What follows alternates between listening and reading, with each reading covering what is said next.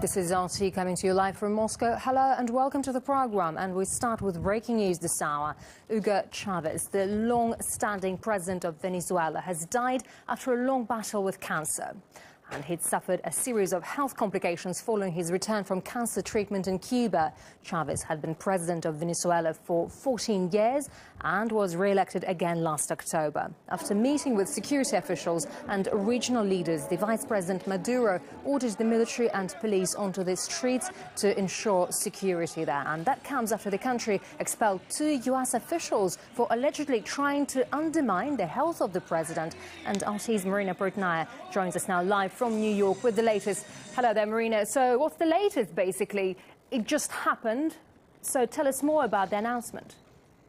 That's right. News is still coming in, but the latest we have is that coming from a press conference that took place within 2 hours ago. Now, accompanied by senior ministers, Venezuelan Vice President Nicolas Maduro announced that President Hugo Chavez had died, describing the news as a moment of deep pain. Now, the National Armed Forces in Venezuela pledge their unconditional allegiance to Maduro as he temporarily takes over for Chavez, a move which was endorsed by Hugo Chavez earlier this year.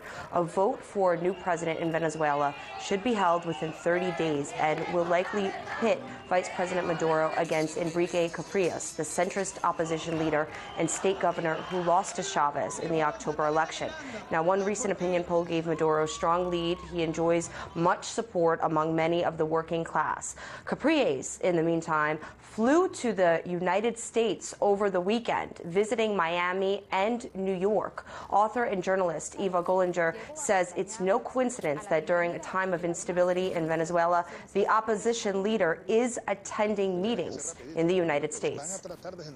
This has been also typical over the past few years, over the past decade, really, of members of the opposition in Venezuela frequently coming to the United States to meet with their either financiers, because they get multi-million-dollar funding from the U.S. government and its different agencies, or from its allies, their allies here in the United States. Primarily members of former administrations, the Bush administration, but also the actual administration.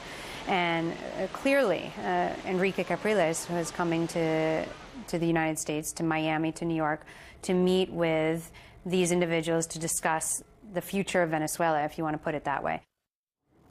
Yes, and what will be the consequences of all this, domestic and international? Well, clearly, this is making major headlines. Here in the U.S., all the mainstream news channels are picking up this story and staying on top of the story. Hugo Chavez was one of the world's best-known socialist leaders and a staunch critic of the United States. Now, Venezuela and the U.S. have not had diplomatic relations for many, many, many years. Chavez has never held back on criticizing what he called the imperialistic motives of the West.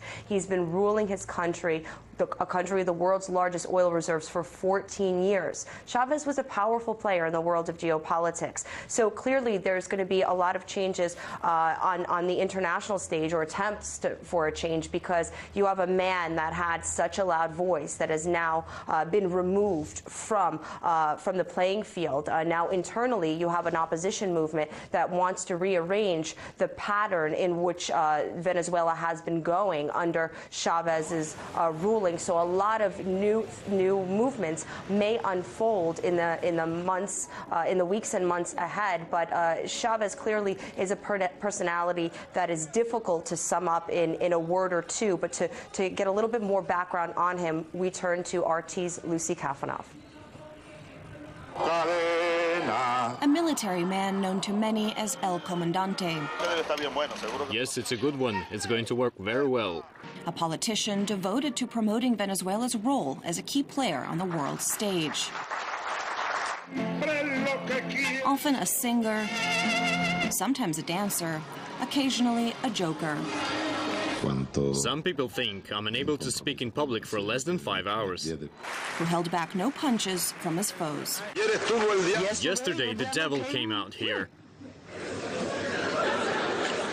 Right here. And it smells of sulfur still today. Hugo Chavez may have had many faces, but it is certain that he was one of the most outspoken and influential leaders of the 21st century. The world first met him as a young paratrooper with a tank.